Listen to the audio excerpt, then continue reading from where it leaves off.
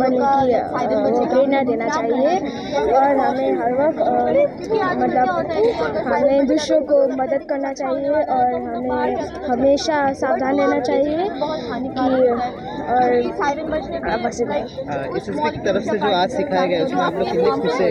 हाँ बहुत खुश है। हाँ अच्छा लगा और सेफ प्लेस में जाना। कैसा लगा आपको? अच्छा लगा। अच्छा लगा। आप कौन से क्लास में पढ़ते हैं? मैं क्लास 7 जो भी सीखे आप घर में जाके बोलेंगे सभी को इसके बारे में? सभी फैमिली मेम्बर्स को।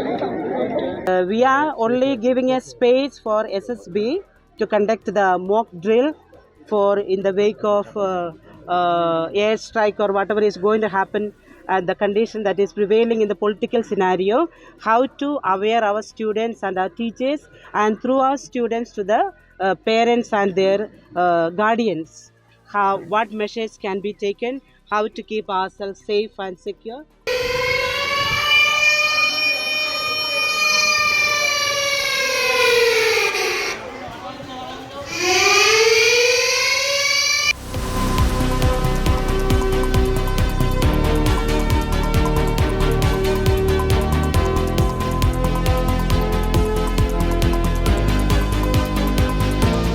এয়ার অ্যাটাক হওয়ার আগে সাইরন বাজবে।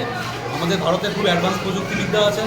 সাইরন বাজতে গেলেই আমি যেটা দেখালাম মক ড্রিলটাকে আপনাকে কানের মধ্যে আঙ্গুল দিয়ে লে ডাউন করে যত নিচে হোক মাটি ছুঁয়ে নিজেকে বেরিয়ে স্কুল বিল্ডিং থেকে কমসে কম 50 মিটার দূরে গ্রাউন্ডে গিয়ে নিজেকে এখন লে ডাউন করে ওখানে কানে আঙ্গুল দিয়ে ঘুমিয়ে রাখুন, বা একটা ট্রেঞ্চ খুঁজবেন বা বেসমেন্ট যদি থাকে ওর ভিতরে গিয়ে আপনার নিজেকে সেভ করে রাখুন।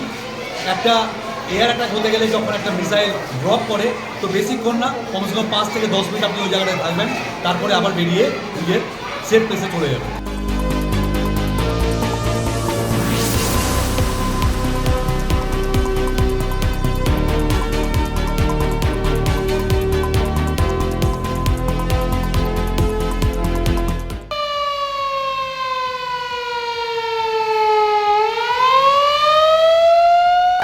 আমাদেরকে আজকে শেখানো হলো যে আমাদের এই যে সিচুয়েশন যখন হবে, আমাদের যখন বম্বিং ইভেন্ট যখন হবে, যখন আমাদের দেশ থেকে যখন আমাদের দেশের উপর অ্যাটাক করবে, তখন আমরা কীভাবে আমরা নিজেকে প্রোটেক্ট করবো সেটা আমাদের শেখানো হবে।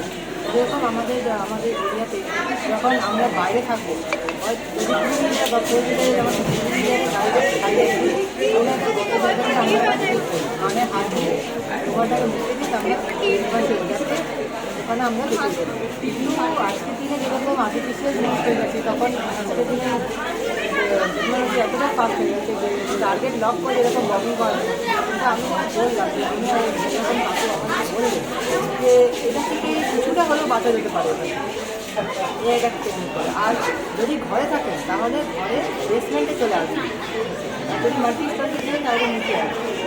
আর যদি কোনো ঘরে বা স্কুলে বা কোথাও থাকেন তাহলে ডেস্কের নিচে বা টেবিলের নিচে চলে আসবেন। আর দেওয়ালের কোণে কোণে চলে যাবে, যাতে কী হয় দেওয়ালের কোণটা একদম মানে ক্ষতিগ্রস্ত কম, আমাদের শরীরে যে ক্ষতিগ্রস্ত কম হয় বলে একটা ক্রিটিক্যাল সিচুয়েশন দেশের মধ্যে, সেখানে যুদ্ধের পরিস্থিতি তৈরি হয়েছে এবং সেই পরিস্থিতিতে কি করতে হবে আর কি করতে হবে না তারা আমাদের স্টুডেন্টদেরকে দেখিয়েছেন। রাতের বেলা যদি এই ধরনের সিচুয়েশন তৈরি হয় সেখানে সাইরেন কীরকম বাজবে এবং সাইরেনটা এখানে শোনানোও হয়েছে এবং তখন আমরা কি করতে পারি সেই সব জিনিসগুলো ওনারা ব্যাখ্যা করেছেন। রাতের বেলা লাইট অফ করে দেওয়া এবং যাতে কোনো যদি বিল্ডিং থাকে তার নিচে কীভাবে বেসমেন্টের নিচে থাকতে হবে। স্কুলে যদি এরকম সিচুয়েশন তৈরি হয় তাহলে ডেস্কের নিচে বাচ্চাদেরকে সঙ্গে সঙ্গে চলে যেতে হবে। এই যে প্রাইমারি যে জিনিসগুলো আছে সেগুলো ওনারা স্টুডেন্টদেরকে ব্যাখ্যা করেছেন এবং আমাদের বাচ্চারা খুব ভালোভাবে শুনেছে, যেটা খুবই দরকার এরকম সিচুয়েশনে। সেই জন্য আবার আমি সিভিল ডিফেন্স সমস্ত টিমকে ধন্যবাদ জানাই এরকম একটা অনুষ্ঠান করার জন্য।